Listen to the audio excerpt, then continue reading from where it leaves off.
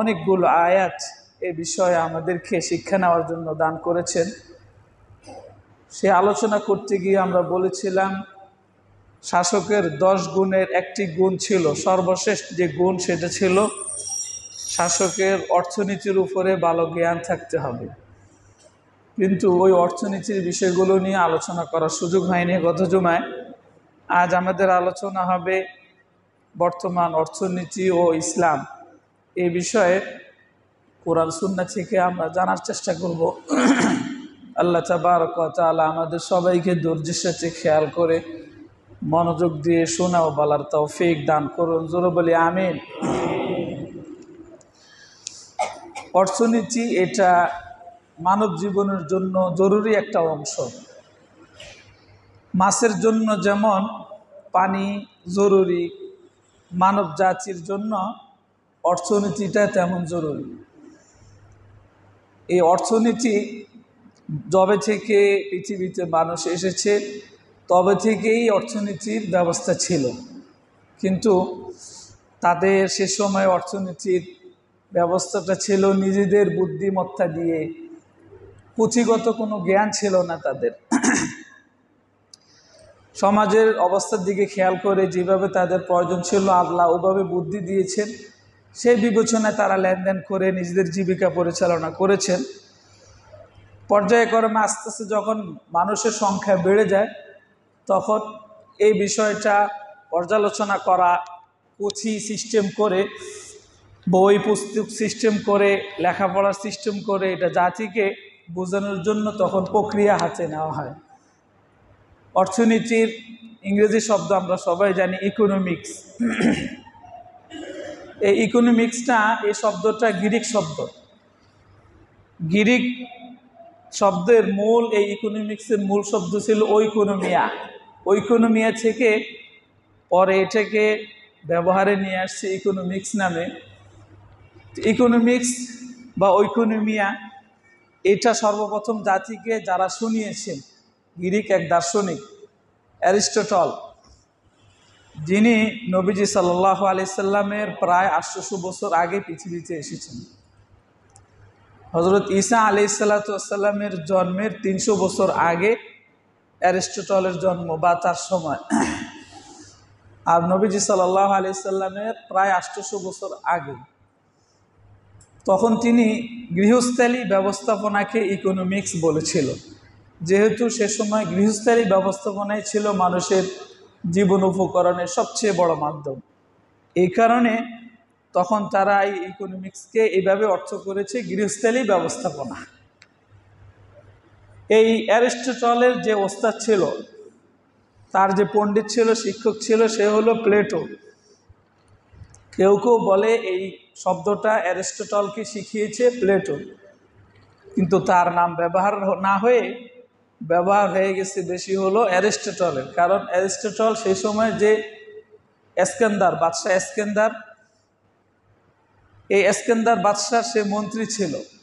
আমি গত জুমায় বলেছি সে বাদশাহ এস্কেন্দারের মন্ত্রী ছিল। বাদশাহ এস্কেন্দার বলছে ওই বাদশাহ যিনি অমুসলিম ছিল, মুশরিক ছিল, ঈসা আলাইহিস সালামের জন্মের 300 বছর আগে ছিল, ওই বাদশার মন্ত্রী ছিল। এই কারণে তার প্রচার প্রসার দেশব্যাপী বেশি ছড়িয়ে গেছে। কিন্তু তার যে শিক্ষক প্লেটো, তার বিষয়টা অত ছড়ায়নি। কিন্তু বাস্তবে প্লেটো অ্যারিস্টটলকে হাতে কলমে যেভাবে শিখিয়ে দিয়েছে, এটা তার থেকেই শেখানো বাতলানো যে বস্তু, বিষয়টা অ্যারিস্টটলের কথাগুলো তার থেকেই। আর প্লেটো তার দার্শনিকতাকে, তার এই বুদ্ধিমত্তাকে এত বেশি কাজে লাগিয়েছে, সে দিনের বেলায় আকাশের দিকে তাকিয়ে চাঁদ দেখত। দিনের বেলায় সাধারণত আকাশের দিকে তাকালে চাঁদ দেখা যায় না, সব সময় দেখা যায় না, মাঝে মধ্যে দেখা যায়, কিন্তু সে প্রতিদিনই দেখত। সূর্য যেরকম দেখত, চাঁদকে দেখত। সে বিবাহ শাদী করার পরে একদিন আকাশের দিকে তাকিয়ে চাঁদ দেখতে পাচ্ছে না, চাঁদ দেখা যাচ্ছে না, কি ব্যাপার? পরে সে বুঝে নিয়েছে আমি বিবাহ করেছি, এই কারণে আমার চোখের জ্যোতিশক্তি কমে গেছে। এরপরে ঘরে গিয়ে বিবিকে তালাক দিয়ে ছেড়ে দিয়েছে। এখন তো চোখ গেছে, পরে হয়তো আরও কিছু চলে যাবে এই মহিলা ঘরে থাকলে, মহিলাকে ছেড়ে দিয়েছে।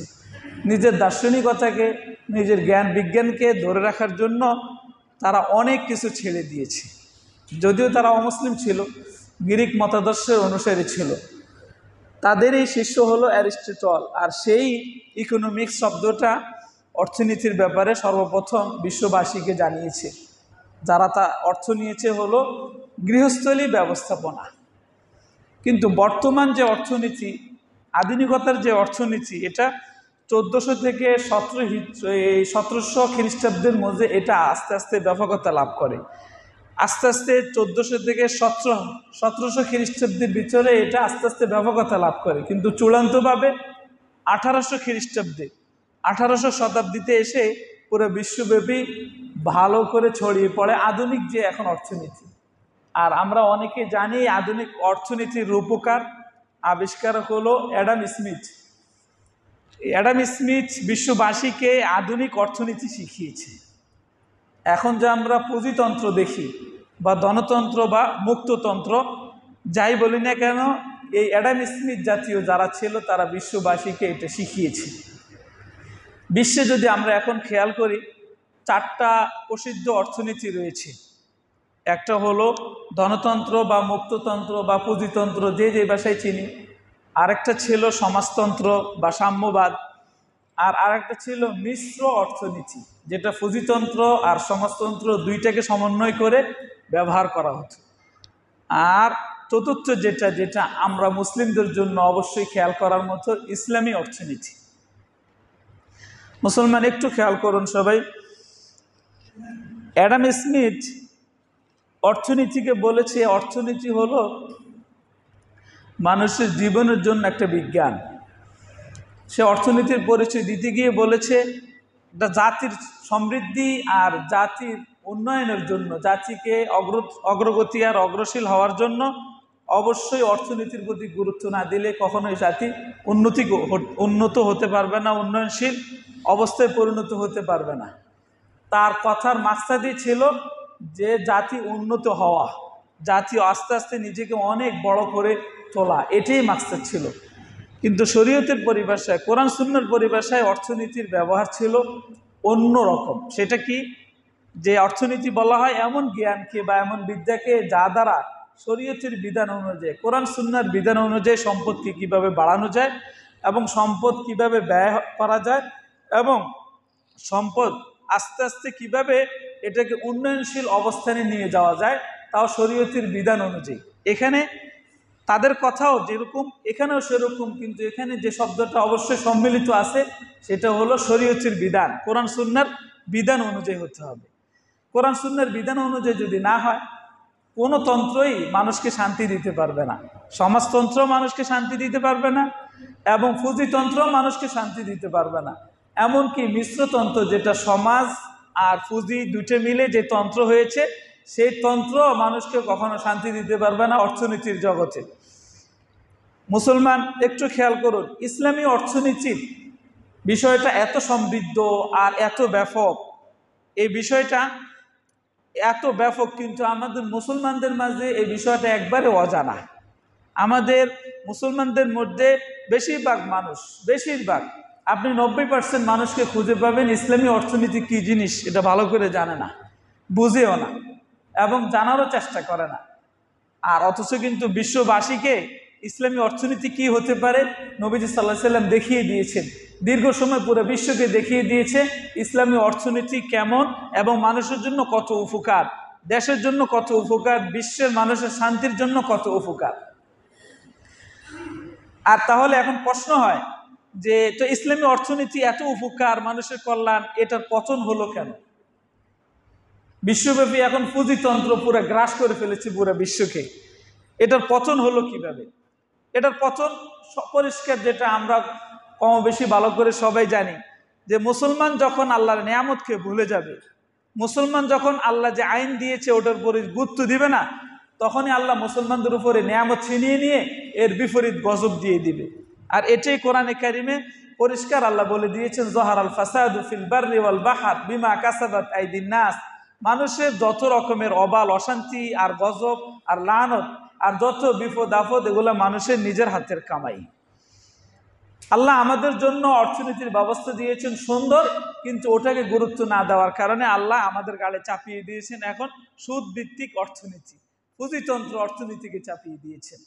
ওই যে ওটাকে আমরা গুরুত্ব দেইনি, ওটার প্রতি আমরা আস্থাশীল হইনি এবং ওটার প্রতি বিশ্বাসী হইনি, এই কারণে আল্লাহ ওটাকে নিয়ে আমাদের উপরে গজব চাপিয়ে দিয়েছে, এই সুদ ভিত্তিক অর্থনীতিকে।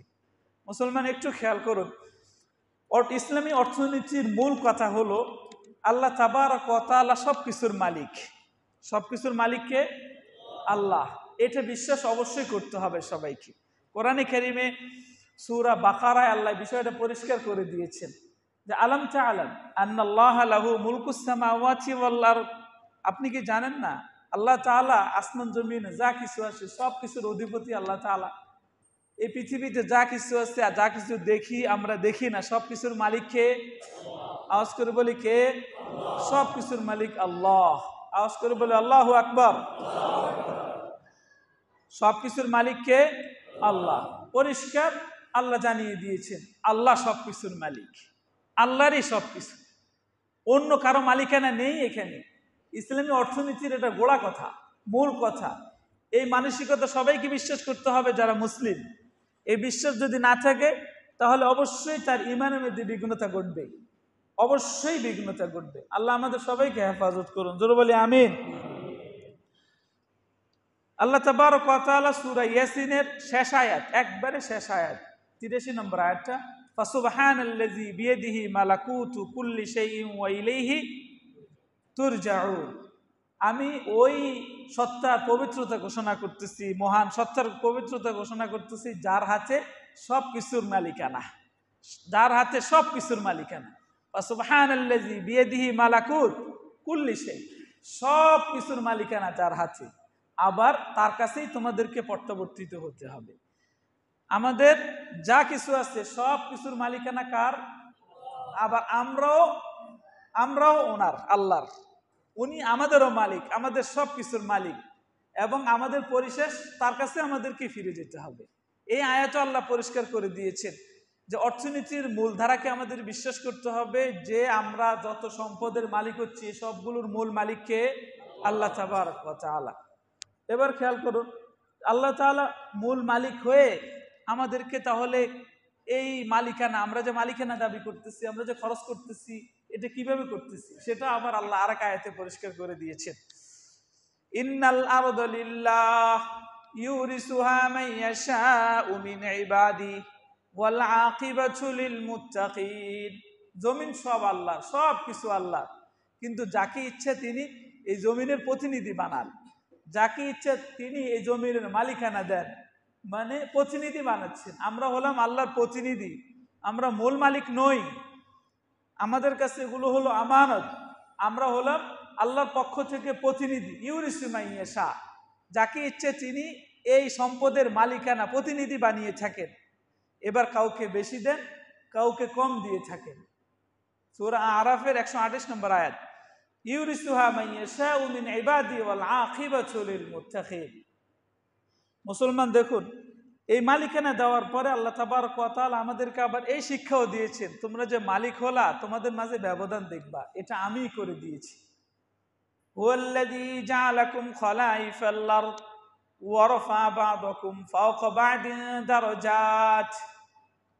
আল্লাহ তাবারক ওয়া তাআলা আমাদেরকে প্রতিনিধি বানিয়েছেন, ওই সত্ত্বে যিনি প্রতিনিধি বানিয়েছেন মানুষকে, জমিনের প্রতিনিধি বানিয়েছেন। আমরা হলাম প্রতিনিধি। ওয়াল্লাযী জাআলাকুম খলাইফাল আরদ, আবার উনি ওয়ারফা বা'দাকুম ফাওকা বা'দিন, আমাদের কিছু লোককে কিছু লোকের মাঝে মর্যাদা দিয়েছেন, কাউকে বেশি স্তরে, কাউকে মাঝারি স্তরে, কাউকে অনেক বেশি, কাউকে কম, কাউকে অনেক কম, এভাবে বহু স্তরে আমাদেরকে প্রতিনিধি বানিয়েছেন। কেউ অল্প টাকার মালিক, কেউ একটু বেশি মালিক, কেউ আরো বেশি মালিক, কেউ অনেক বেশি মালিক, কেউ অসংখ্য অনেক অগণিত টাকার মালিক। অনেকে তো এমন আছে যে তার কি পরিমাণ টাকা আছে নিজেও ভালো করে হিসাব জানে না, বুঝে না। এসব মালিকানা কে দিয়েছেন? এই বিশ্বাস আসেনি আমাদের? এই বিশ্বাস মুসলমানদের অবশ্যই থাকতে হবে। সব কিছুর মালিক আল্লাহ, আর তিনি আমাদেরকে প্রতিনিধি বানিয়েছেন, আর প্রতিনিধি বানিয়ে আমাদেরকে আবার বিভিন্ন স্তর দিয়েছেন, যে কাউকে বেশি দিয়েছেন, কাউকে কম দিয়েছেন। এই জিনিসটা আমাদের বুঝতে হবে।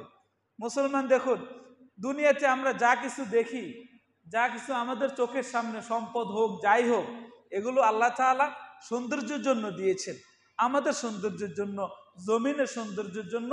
আমরা এগুলো দেখে, এগুলো দিকে চিন্তা করে আল্লাহকে চিনার জন্য আল্লাহ আমাদেরকে এই দুনিয়ার সব কিছু করে দিয়েছেন। আমরা জমিনে দেখি ফসল আসতেছে, আবার আমরা দেখি জমিনের ভিতর থেকে সম্পদ উঠতেছে, খনিজ সম্পদগুলো আসতেছে, আবার আমরা দেখি আকাশ থেকে আল্লাহ অনেক জিনিস দিচ্ছেন। এই সব কিছু আল্লাহ দিতেছেন আমাদেরকে জমিনের সৌন্দর্যের জন্য, আর এগুলো দেখে আমাদেরকে শিক্ষা নেওয়ার জন্য। আর এগুলো দেখে চিন্তা করে কে কত বেশি আমলি হতে পারে, এটা আল্লাহ পরীক্ষা করবেন আমাদেরকে। সূরা কাহফে দেখুন, সূরা কাহফের 7 নম্বর আয়াত, ইন্না জাআলনা মা আলাল আরদি যিনাতাল লাহা লিনাবলুয়াহুম আইয়ুহুম আহসানু আমালা। নিশ্চয়ই জমিনে যা কিছু আছে আমি সব কিছু দিয়েছি সৌন্দর্যের জন্য, আর এগুলো দিয়ে আমি দেখতে চাই, পরীক্ষা করতে চাই যে তোমাদের মাঝ থেকে কে ভালো আমল করে, কে নেক কাজ করে, কে আল্লাহর জন্য নিবেদিত প্রাণ হয়, কে আল্লাহমুখী হয়, পরকালমুখী হয়, পাপাচার থেকে বিরত থাকে। এটা আল্লাহ চাচ্ছেন। সবাই খেয়াল করুন, আল্লাহ তাবারক ওয়া তাআলা দুনিয়ার সব কিছু দিয়েছেন সৌন্দর্যের জন্য। দুনিয়ার মালিক তিনি, সব কিছু ওনার, উনি আমাদেরকে প্রতিনিধি বানিয়েছেন। এবার আমাদেরকে উনি কিভাবে আমরা সম্পদের মালিক হব, এই বিষয়টা উনি জায়গায় জায়গায় আমাদেরকে পরিষ্কার করে দিয়েছেন। আমরা বৈধভাবে মালিক হওয়ার কয়েকটা সুরত রয়েছে, ওই বিষয়গুলো আল্লাহ সুন্দর করে আমাদেরকে তুলে ধরেছেন।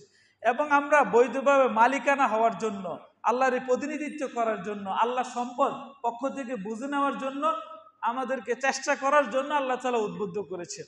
সূরা জুমায় দেখি, সূরা জুমার 10 নম্বর আয়াত, ফাইযা কুদিয়াতিস সালাতু ফান্তাশিরু ফিল আরদি ওয়াবতাগু মিন ফাদলিল্লাহ।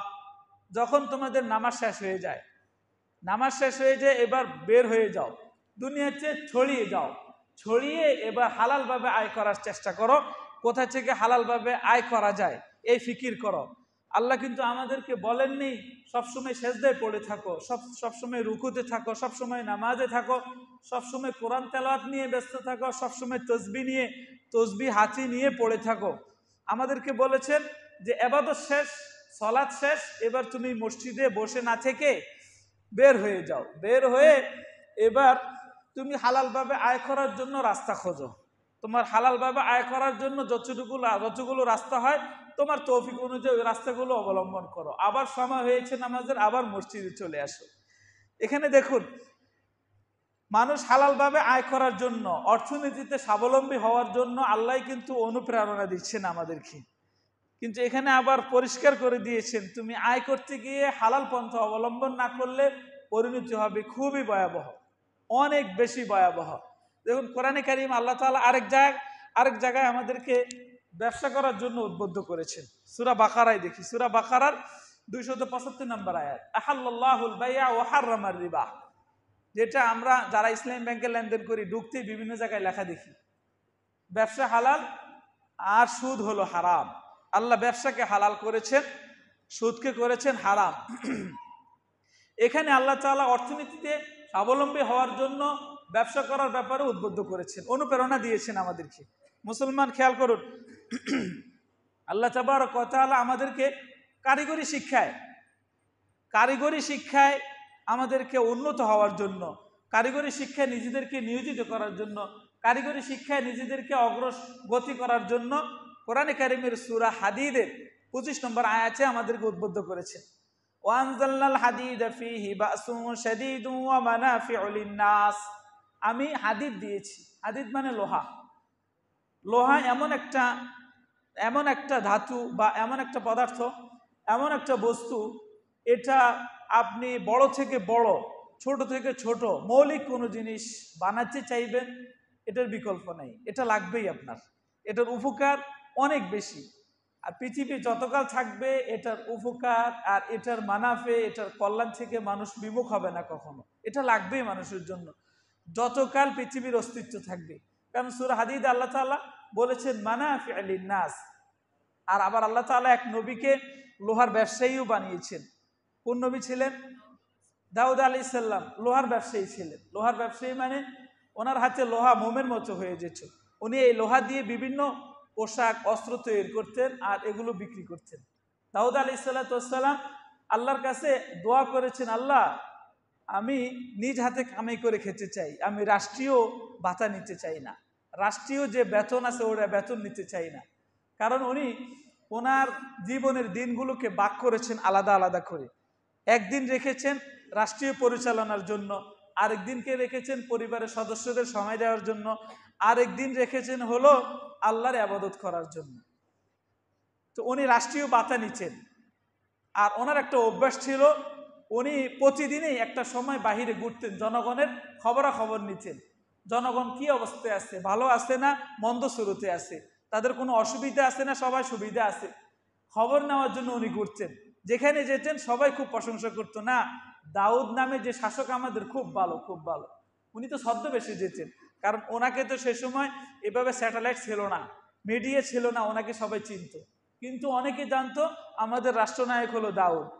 জনগণকে যে জিজ্ঞেস করতো, জনগণ বলতো হ্যাঁ খুব ভালো শাসক, খুব ভালো শাসক, কোনো সময় আমাদের উপর অবিচার করেননি। আল্লাহ তাআলা পরীক্ষা করার জন্য একটা ফেরেশতা পাঠিয়ে দিয়েছেন মানব শুরুতে।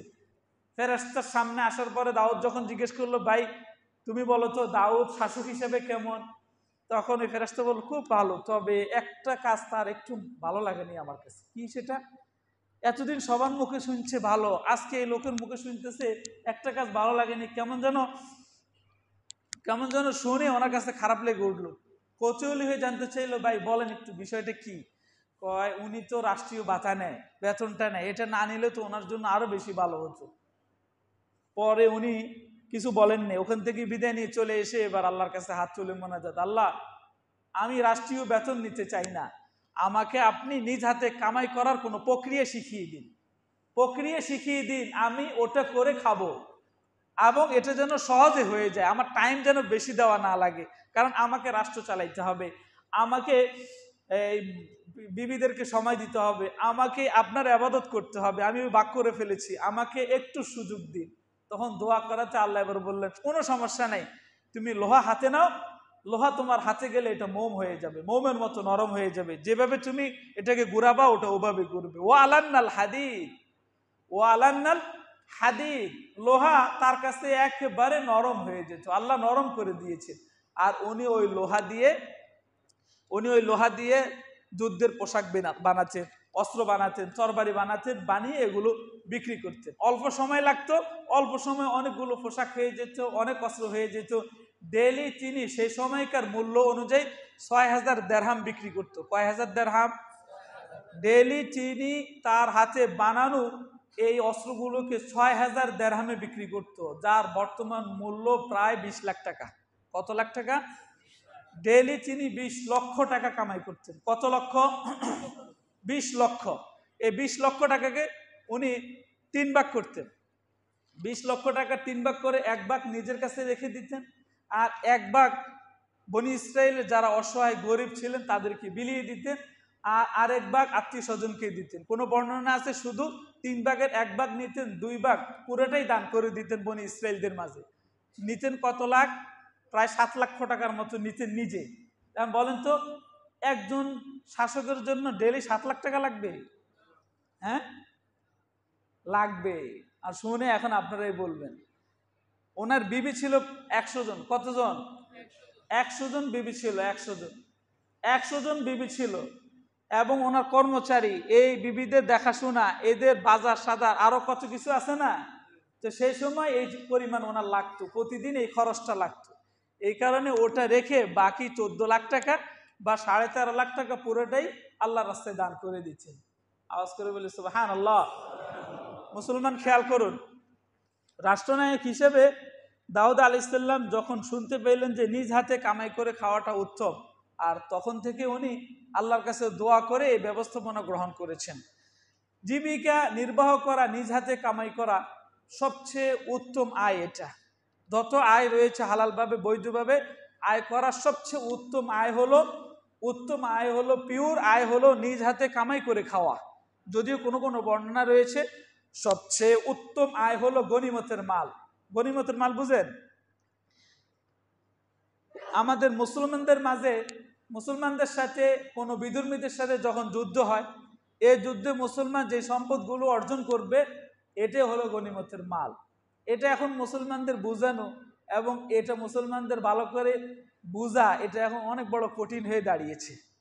কারণ মুসলমান আমাদের বাংলাদেশের মুসলমান জেহাদ শব্দ শুনলে অনেকের খারাপ লাগে, অন্তরে কেমন যেন একটু ওঠে, জেহাদের প্রতি একটু বিরক্ত। আবার অনেকে একটু খেয়াল করুন, মুসলমান জেহাদ শব্দ কোরআনের শব্দ, কোরআনে অনেকবার এই শব্দ এসেছে।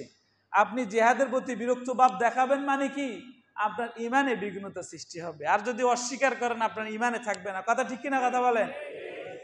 আল্লাহ আমাদের বোঝার তৌফিক দান করুন, জোরে বলি আমিন।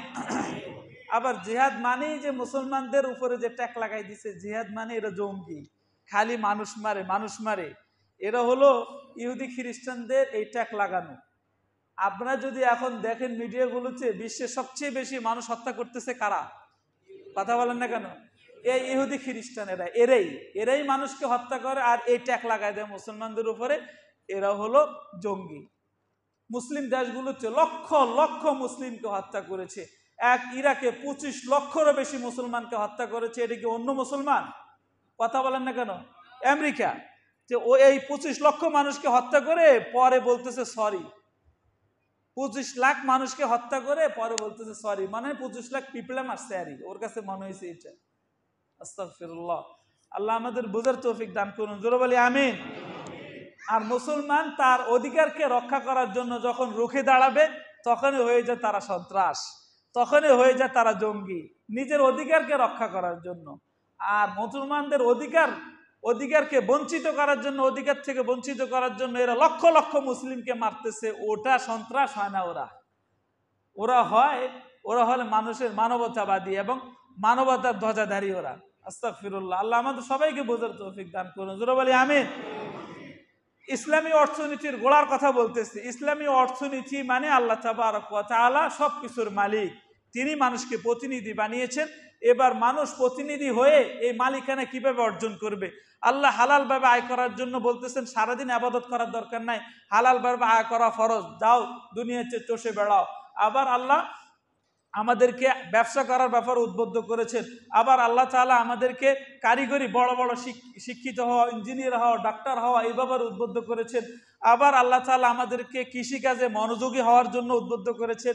ইয়া আইয়ুহাল্লাযীনা আমানু কুলু মিন তাইয়্যিবাতি কুলু মিম্মা ফিল আরদি হালালান তাইয়্যিবা। হে ঈমানদারেরা, তোমরা জমিন থেকে হালাল যেটা, বৈধ যেটা, ওটা জমিন থেকে বের করে খাও। তো এখানে কৃষিকাজের ব্যাপারে আল্লাহ তাআলা উদ্বুদ্ধ করেছেন, আমাদেরকে অনেক বেশি উদ্বুদ্ধ করেছেন। অর্থনীতির উপরে এত বেশি ব্যাপকভাবে কোরআনে অন্য কোনো বিষয় খুব কমই বলেছেন। আল্লাহ অর্থনীতির উপরে যত গুরুত্ব দিয়েছেন। আর আমাদের সমাজের কিছু বুদ্ধিজীবীদেরকে পাওয়া যাবে, এরা বলে যে যদি বাংলাদেশে ইসলাম চলে আসে তাহলে এরা দেশ চালাবে কিভাবে, অর্থনীতি তো জানে না, অর্থনীতি বলে জানে না। অর্থনীতির উপরে মুসলমানদের বিশেষ করে ওলামা একরামদের একবারে বাচ্চাকাল থেকে পড়া আছে, অনেক শুরু থেকে পড়া আছে, এবং এটার উপরে ইসলামের এই বিষয়গুলোর উপর, অর্থনীতির উপরে ডিগ্রি নেওয়া আছে তাদের অনেক বড় বড়। তুমি আমি এগুলো বুঝি না, এই কারণে আমাদের কাছে মনে হচ্ছে এরা অর্থনীতি বুঝে না। অর্থনীতি দিয়ে কোরআন সুন্নাতে, অর্থনীতি কোরআন সুন্নায় ভরপুর অনেক বেশি। কারণ নবীজি সাল্লাল্লাহু আলাইহি সাল্লাম যে অর্থ ব্যবস্থা মদিনায় চালু করেছেন, বিশ্বের কোনো শাসক এই পরিমাণ অর্থনীতির ব্যবস্থা চালু করতে পারেনি। কথা ঠিক কিনা কথা বলেন?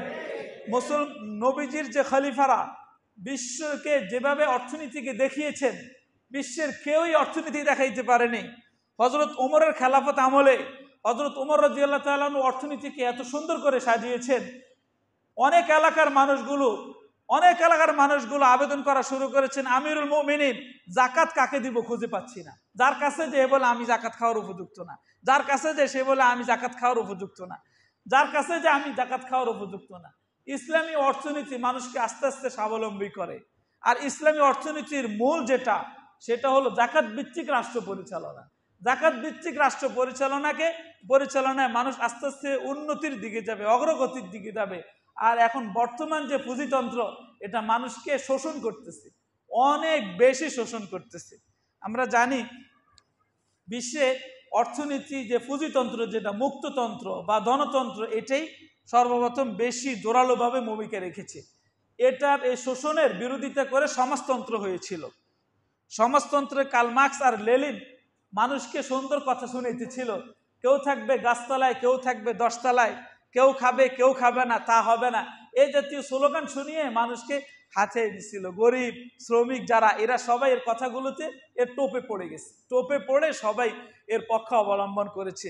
সে সময় কার্ল মার্কস আর লেনিনের যে কথাগুলো ছিল, এদিকে মানুষ এত বেশি ঝুঁকে গেছে, তখনকার সময় পুঁজিতন্ত্রে যেভাবে মানুষ শোষণ হইতেছিল, এর বিরোধিতা করার কারণে এই সমাজতন্ত্র আর সাম্যবাদের মধ্যে মানুষ ঝুঁকে পড়েছিল। কিন্তু দুঃখের বিষয় হলো, সত্যই সাম্যবাদ আর সমাজতন্ত্র পুরো পৃথিবীর মধ্যে মাত্র 90 বছর টিকেছিল। কত বছর?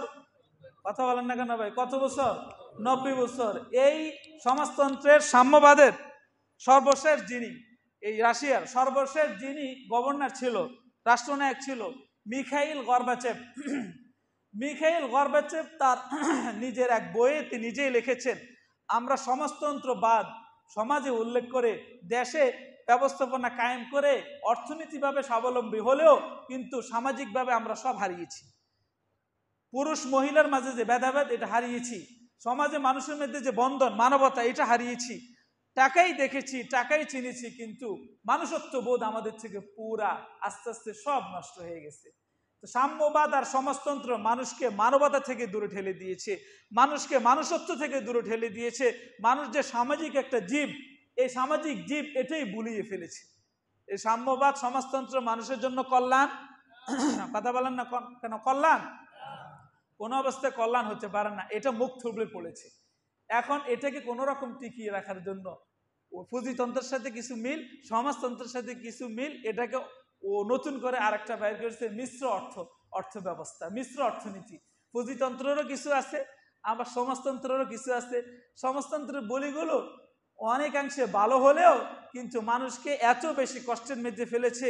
মানুষ এমন একটা সামাজিক জীব, তার নিজের মেধা আছে, তার নিজের যোগ্যতা আছে, তার নিজের শক্তি আছে, এগুলাকে আস্তে আস্তে নষ্ট করে ফেলেছে। কারণ সমাজতন্ত্রের আসল কথাই হলো, রাষ্ট্র হলো সব কিছুর মালিক।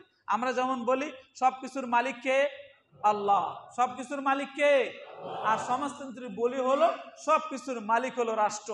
রাষ্ট্র কার কি খানা লাগবে, কার কতটুকু লাগবে, কার কি পড়া লাগবে, কি লাগবে, সব রাষ্ট্র। যত প্রতিষ্ঠান আছে সব কিছুর মালিক রাষ্ট্র। কাকে কি বেতন দেওয়া লাগবে সব রাষ্ট্র দেখবে। একটা মানুষ কি খাবে কি খাবে না, একটা মানুষ কি করবে কি করবে না, এটা যদি কোনো রাষ্ট্র খর্ব করে, এ অধিকার ছিনিয়ে নেয়, এই মানুষের মাঝে সামান্যতম স্বাধীনতা থাকবে? কথা বলেন না কেন, স্বাধীনতা থাকবে? সমাজতন্ত্র মানুষ থেকে স্বাধীনতা তুলে নিয়েছিল, স্বাধীনতাকে নষ্ট করে দিয়েছিল। এটা আবার যখন মানুষের মাঝে বুঝ হয়েছে এটা আমাদের স্বাধীনতা নষ্ট করে দিয়েছে, তখন আবার মানুষ পুঁজিতন্ত্রের দিকে আবার ঝুঁকে পড়েছে। আবার পৃথিবীব্যাপী পুঁজিতন্ত্র ব্যাপকভাবে ছড়িয়ে পড়েছে। যখন দেখেছে সমাজতন্ত্র 90 বছরের মাথায় মুখ থুবড়ে পড়েছে, তখন আবার পুঁজিতন্ত্রের মেন আসল বলিও হলো তুমি স্বাধীন, তুমি স্বাধীন, তুমি যত ইচ্ছা কামাইতে পারো, যেভাবে ইচ্ছা কামাইতে পারো। পুঁজিতন্ত্রের মূল সূত্রে হলো যত ইচ্ছা কামাইতে পারো, যত খুশি যত কামাইতে পারো করো, এবং কোনো প্রকারের বৈধ অবৈধতার কোনো সুরত নেই, খালি কামাও, খালি অর্থনৈতিকভাবে স্বাবলম্বী হও। এই কারণে কিছু লোকের কাছে টাকা কক্ষিগত হওয়া শুরু হয়েছে, আর কিছু লোক আস্তে আস্তে দমে পড়েছে। কারণ মানুষের চাহিদার শেষ নেই, মানুষের চাহিদা কখনো শেষ হবে না। মানুষকে আল্লাহ এমন এক প্রকৃতি দিয়ে, এমন এক মানসিকতা দিয়ে পাঠিয়েছেন, এর চাহিদার কখনো লাগাম টেনে ধরতে পারবে না। চাহিদা বাড়তেই থাকবে। এজন্য নবীজি বলেছেন, মানুষের চাহিদা, মানুষের পেট ভরবে একমাত্র কবরের মাটি দিয়ে, কবরের মাটি ছাড়া এ মানব জাতির পেট কখনো ভরবে না। এই চাহিদাকে আরো পুঁজিতন্ত্র আরো বেশি চাহিদা বাড়িয়ে দিয়েছে, কামাও তুমি কামাও। এ কারণে পুঁজিপতি যারা, এরা আরো বেশি পুঁজিকে কুক্ষিগত করা শুরু করে দিয়েছেন। আর যারা গরিব অসহায়, তারা শোষণ হওয়া শুরু করে দিয়েছে। তারা শোষিত হতেছিল। সমাজে মানুষের সংখ্যা, গরিবের সংখ্যা বাড়তেছে, আর ধনী সংখ্যা হাতে গোনা যারা অল্প কিছু, আরো বেশি তাদের টাকা বাড়তেছে। জায়গা মতো কিছু জায়গায় এটা কুক্ষিগত হয়ে যাচ্ছে। আর ইসলাম কিন্তু দোনোটারে বিপরীত। ইসলাম মানুষের স্বাধীনতাকেও খর্ব করে না, আবার ইসলাম মানুষকে একবার লাগামহীন স্বাধীনতা দেয় না। বুঝছেন আমার কথা? আবার খেয়াল করুন কথাটা। ইসলাম সাম্রাজ্যবাদের, এই সমাজতন্ত্রবাদের বিপরীত, যে মানুষের স্বাধীনতাকে খর্ব করে না। কারণ আল্লাহ মানুষকে স্বাধীন চেতা বানিয়ে সৃষ্টি করেছেন। সে টেকনোলজিতে অগ্রগামী হবে, সে ইঞ্জিনিয়ার হবে, সে নিজে বুদ্ধি বিবেচনা করে ব্যবসা করে টাকাওয়ালা হবে। ইসলাম কখনো বাধা দেয় না, কিন্তু এটা সমাজতন্ত্র বাধা দেয়। আবার পুঁজিতন্ত্র মানুষের এই স্বাধীনতাকে আরো বেশি করে সুযোগ দিয়ে দিচ্ছে। কিন্তু ইসলাম আবার এখানে এসে তাকে ধরে ফেলছে। তার চাহিদার লাগাম আছে, লাগাম ছাড়া চাহিদা নিতে পারবে না, তাকে অবশ্যই এই নীতিতে যেতে হবে। তো দুটোটার বিপরীতে ইসলাম এমন এক অর্থনীতি ব্যবস্থা মানুষের সামনে তুলে ধরেছে, এই ব্যবস্থাপনাকে যদি কোনো দেশে কেউ চালাইতে পারে আর সুষ্ঠুভাবে এটাকে ব্যবস্থা করতে পারে, ওই দেশে কোনো মানুষ একবেলা না খেয়ে, দুবেলা না খেয়ে এবং কোনো প্রকারের অভাবে মৃত্যুবরণ করবে না। কথা ঠিক কিনা? কথা বলেন। অভাব থাকবে না। আমি আপনি অনেক সময় মনে করি এখন তো অভাব নাই, অভাব নাই টাকা পয়সার, কিন্তু এখন সব দিকের অভাব। এখন মানুষের মাঝে সব দিকের অভাব, পড়ালেখার অভাব, মানবতার অভাব মানুষের মাঝে রাষ্ট্রীয়ভাবে পরিচালনা সুন্দর করে বেড়ে উঠবে এটার অভাব। মানুষের এখন টাকা পয়সার অভাব নেই, খাওয়ার অভাব নেই, এটা হয়েছে, কিন্তু আর বাকি সব কিছুর অভাব শুরু হয়ে গেছে। ইসলামী অর্থ ব্যবস্থা এমন, মানুষ শুধু টাকা পয়সার দিকে খেয়াল করে না, তার মানব জীবনের যা কিছু আছে সব কিছুর উপরে গুরুত্ব দিয়ে এমন এক সুন্দর নীতি তুলে ধরেছে, যার কারণে মানুষের কোনো জায়গায় অভাব থাকবে না। মানুষ নিজে টাকাওয়ালা হলেও নিজেকে মনে করবে এটার মালিক আল্লাহ, কখনো মনে করবে না এই টাকার মালিক আমি। যখনই কোনো মানুষ মনে করে এই সব আমার, তখনই তার মাঝে অহমিকে বেড়ে যায়, অনেক বেশি অহমিকে বেড়ে যায়। আমাদের দেশের যারা পুঁজিপতি, যারা দেখুন, ওই পুঁজিপতিরা পুঁজি হাজার হাজার কোটি টাকায় বানাইতে বেশি সময় লাগে না। রাস্তা যদি একটা পেয়ে যায়, এবার কি অবৈধভাবে আসছে না বৈধভাবে আসছে এটা খেয়াল করার দরকার হয় না। অল্প সময়ের ভিতরে আমরা জানি, অনেকেই অনেক সময় সংবাদও প্রচার হয় এইভাবে যে রাতারাতি বড় লোক, রাতারাতি ধনী। কি আপনার শুনেননি এগুলো? বুঝতেছেন আমার কথা? এটা পুঁজিতন্ত্রের বলি, এই কারণে রাতারাতি ধনী হয়ে যাচ্ছে। আল্লাহ তাবারক ওয়া তাআলা পুঁজিতন্ত্রকেও হারাম করেছেন, নিষিদ্ধ করে দিয়েছেন, সমাজতন্ত্রকেও করেছেন। দেখুন, সমাজতন্ত্রকে আল্লাহ তাআলা অপছন্দ করে, আর এটা বুঝার জন্য সূরা যুখরুফের ২৭ নম্বর আয়াতে পরিষ্কার করে দিয়েছেন। দেখুন, আহুম ইয়াকসিমুনা রাহমাত রাব্বিক, তারা আল্লাহ আপনার রবের রহমতকে ভাগ করতে চায়, অথচ নাহনু কাসামনা বাইনাহুম মাঈশাতাহুম, আমি তাদের জীবন উপকরণ কিভাবে হবে সেটা আমি ভাগ করে দেই। আর মানুষ নিজের মতো করে এগুলা ভাগ করতে চায়, আর এই কারণে মানুষ ৯০ বছরের মাথায় সমাজতন্ত্র মুখ থুবড়ে পড়েছে। নাহানু কাসামনা বাইনাহুম মাঈশাতাহুম ফিল হায়াতিদ দুনিয়া ওয়া রাযাকনা বা'দাকুম লিবা'দিন, এবং এদের কতককে রিজিক দিচ্ছি আমি, মর্যাদার দিক দিয়ে বাড়িয়ে দিয়েছি, এজন্য লিয়াত্তাকিযা বা'দুকুম বা'দুন সুখরিয়া, যেন কিছু লোক হবে মালিক, কিছু লোক হবে কর্মচারী। মালিক আর কর্মচারী দুই পক্ষ থাকবে, ব্যবসায়ী আবার হলো ক্রেতা, বিক্রেতা এবং ক্রেতা, এইভাবে দুই পক্ষ থাকবে। যদি দুই পক্ষ না থাকে তাহলে এদের মাঝে ভারসাম্য ফিরে আসবে না, অবশ্যই ফিরে আসবে না। সমাজতন্ত্রের মাঝে এই সমস্ত পক্ষ নাই, সবাইকে খাওয়াবে হলো রাষ্ট্র। কিন্তু মানুষের মাঝে যখন পুঁজিপতি মানে অর্থাৎ মালিক আর কর্মচারী না থাকবে, তাহলে এই মানুষত্বের মাঝে মানবতা ফিরে আসবে না। ব্যবসায়ী এবং ক্রেতা যদি না থাকে, এগুলো ফিরে আসবে না। আর এগুলো আল্লাহ তাআলাই সৃষ্টি করেছেন। আর আল্লাহ তাআলাই কোনো জিনিসের দাম নির্ধারণ করেন, আবার কোনো জিনিসের দাম কমিয়ে দেন। আপনারা মনে করবেন যে অনেক এরকম অসাধু ব্যবসায়ী আছে, এগুলো তো সিন্ডিকেট করে, এগুলো সিন্ডিকেট করে, ঠিক আছে, সিন্ডিকেট যারা করে আবার ধরাও খায়। সিন্ডিকেট যারা করে এদের ব্যাপারে তো কোরআন এবং হাদিসে পরিষ্কার অনেক এদের অবালের কথা বলা হয়েছে। কিন্তু আল্লাহ তাআলাই যে সব কিছু নিয়ন্ত্রণ করে, এটা আল্লাহ তাআলা নবীজি জবান দিয়ে বলে দিয়েছেন। সাহাবা একরামের মধ্যে অনেক সাহাবী বলেছেন, আল্লাহ রসুল আমাদেরকে মূল্য নির্ধারণ করে দেন। গলাস সে'দ, আনাস থেকে হাদিসটা বর্ণিত, গলাস সে'দ, দ্রব্যমূল্য বেড়ে গেছে অনেক বেশি, ফাসাহির লানা, আপনি একটু নিয়ন্ত্রণে এনে দেন। নবীজি বললেন, ইন্নাল্লাহা হুয়াল কাবিজুল বাসিত আর রাজিক, আল্লাহ হলো দ্রব্যমূল্যকে নিয়ন্ত্রণকারী, বাড়বে কমবে, এখানে কারো হাত নাই। কিন্তু আমাদের দেশে জিনিসপত্র অনেকগুলো দাম বেড়ে যায় বিভিন্ন মানুষের হাতের কারণে। এটা কি অস্পষ্ট না স্পষ্ট? কথা বলেন না কেন? স্পষ্ট বিষয়, এটা একবারে পরিষ্কার বিষয়। তাহলে এই জাতীয় মানুষগুলো যখন নবীজির হাদিস শুনবে, এটা বলবে আরে এটা আমাদেরকে আল্লাহ রসুলের অনুমতি দিয়ে দিছে বেশি বেশি করে কুক্ষিগত করার জন্য, সম্পদ বেশি বেশি করে গুদামজাত করে এবার বাড়াইয়া বিক্রি করার জন্য। আস্তাগফিরুল্লাহ। সবাই বলি আস্তাগফিরুল্লাহ। আল্লাহ আমাদের সবাইকে বুঝদান করুন, জোরে বলি আমিন। ওই যারা কুক্ষিগত করে, শুধু এটা নয়, গ্রামের থেকে যারা জিনিসপত্র নিয়ে আসে শহরে পাঠায় রপ্তানি করে, শহরবাসী এদেরকে বলা হচ্ছে মাঝখানে দালাল হয়ে কোনো খাবা না, কিচ্ছু খাবা না, মাঝখানে দালাল হয়ে ওদের থেকে জিনিসগুলো কিনে শহরে সাপ্লাই দিবা না, এটা তোমার জন্য কোনো অবস্থায় অনুমতি নেই। তুমি মাঝখানে দালাল হয়ে ঢুকলা, এটার দাম বেড়ে যাবে। আর আমাদের দেশে এটা চলে কিনা ভাই? কিছু কিছু এরকম লোক আছে সামান্যতম কোনো ব্যবসায় খরচ করে না, কোনো টাকা খরচ করে না, ও মাঝখানে দালাল হয়ে মধ্য স্বত্বভোগী হয়ে হাজার হাজার কোটি টাকা কামাইতেছে। আর এদেরকেই বলা হচ্ছে কুক্ষিগতকারী। আল্লাহ আমাদের সবাইকে বোঝার তৌফিক দান করুন, জোরে বলি আমিন। কোরআনে কারিমে আল্লাহ তাআলা পুঁজিতন্ত্রকে একেবারেই যে এটা যে মানুষের জন্য অকল্যাণ, সেটা বোঝার জন্য সূরা হাশরে পরিষ্কার করে দিয়েছেন, কাইলা ইয়াকুনা দুলাতাম বাইনাল আগনিয়া মিনকুম। আমি পুঁজিতন্ত্রকে পছন্দ করি না। কি যে ধনীদের কাছে খালি টাকা জমে যাবে, এটা কোনো অবস্থায় সমীচীন না। ধনীদের কাছে টাকা খালি কুক্ষিগত হতে থাকবে, এটার কোনো সুযোগ নেই।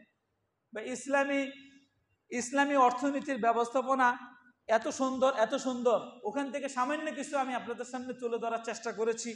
এ বিষয়ে অনেক বিস্তারিত এ বিষয়ে আমাদের বড়রা যারা সাহাবা একরামের থেকে পরে তাবিঈরা ইমামরা যে বইগুলো কিতাবগুলো লিখেছে, আপনি পড়বেন আর অবাক হবেন এত সূক্ষ্ম থেকে সূক্ষ্ম বিষয় তারা কিভাবে তুলে ধরেছেন। এবং এই বিষয়গুলো বর্তমান অর্থনীতিতে একবারে সবগুলোতে খাপ খাবে, কিন্তু অর্থনীতিতে হইতে হবে সম্পূর্ণ ইসলামী অর্থনীতি। সুদভিত্তিক অর্থনীতি কোরআন হাদিস পছন্দ করে না, মুসলমান পছন্দ করে না। যতকাল এই দেশে সুদভিত্তিক অর্থনীতি থাকবে, ততকাল এই দেশের মানুষ যত নামাজি হোক, যত হাজি হোক, যত গাজী হোক, যা কিছু হোক, এই মানুষের মাঝে ততকাল শান্তি ফিরে আসবে না। কথা ঠিক কিনা কথা বলেন?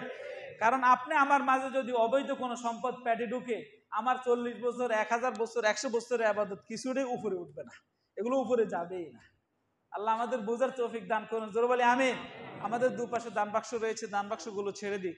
আল্লাহর মসজিদে আমরা বেশি বেশি দান করি।